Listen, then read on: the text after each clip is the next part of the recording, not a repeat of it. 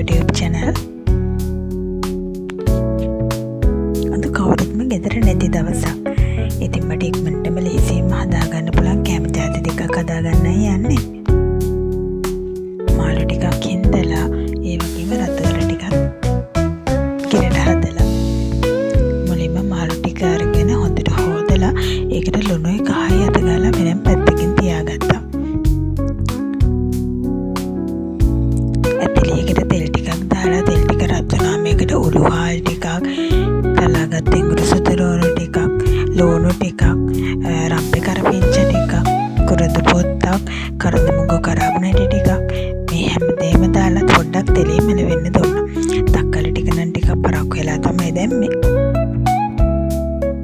දැන් කලින් හොදගත්ත මාළු ටික තියෙනවනේ ඒ ටිකටම දුණු ටිකකුයි කහ ටිකකුයි එකතු කරලා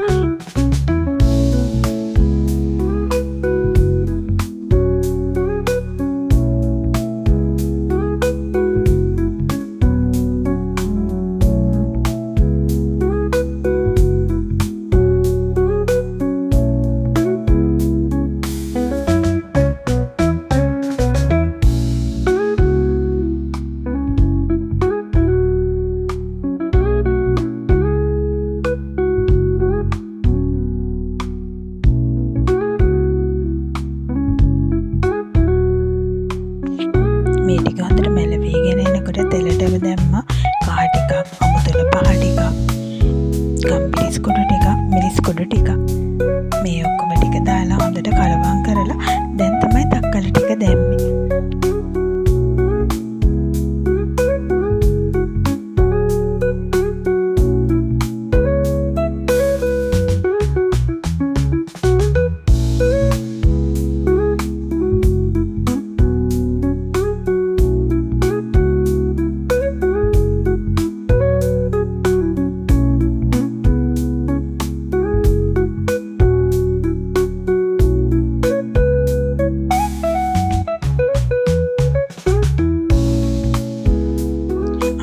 තක්කාලි වලට අකමැති කෙනෙක් නම් ගොරක ටිකක් දාන්නත් පුළුවන්.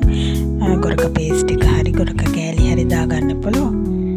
මම නම් ඒ දෙකම දාගත්තා. ඊට පස්සේ හොඳ පාටක් හැදීගෙන එනකොට අපිට අවශ්‍ය ප්‍රමාණයට වතුර ටිකක් දාලා හොඳට නටව ගත්තා.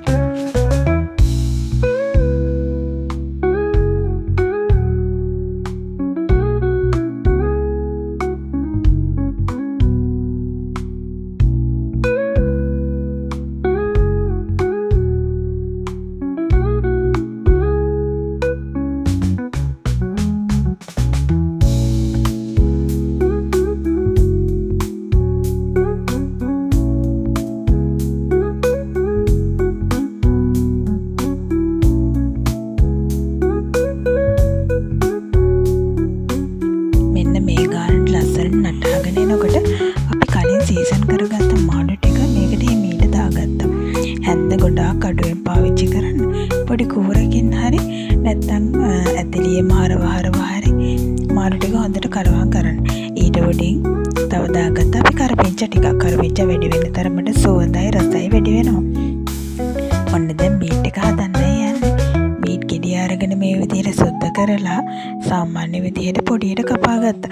කිරෙන්න දම්ම ගන්න නිසා ටිකක් හීනට තමයි කපා ගත්තේ.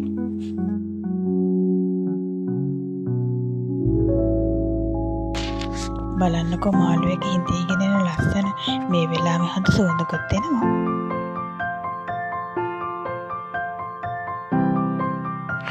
දැන් මම බීට් එක හදන්නයි යන්නේ. ඇතිරියටම බීට් එක දාලා මම මේක තෙලෙන් මලවන්නේ නෑ මොකද මාළු එකටත් තෙල් දාපු නිසා.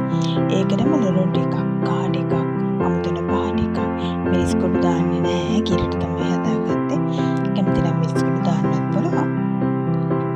ඊට පස්සේ ඒකට කරත මුග කරාබුණටි කුරුඳු පොතු උළුහාල් ටිකක් සුදු ලෝණු රම්පේ කරපිංච මේ හැමදේම දාලා ඒකටම උකු පොල් කිරි ටිකක් දැම්මා. තව තක්කාලි ගෙඩියකුත් දාගත්තා. එතකොට තව රසයි.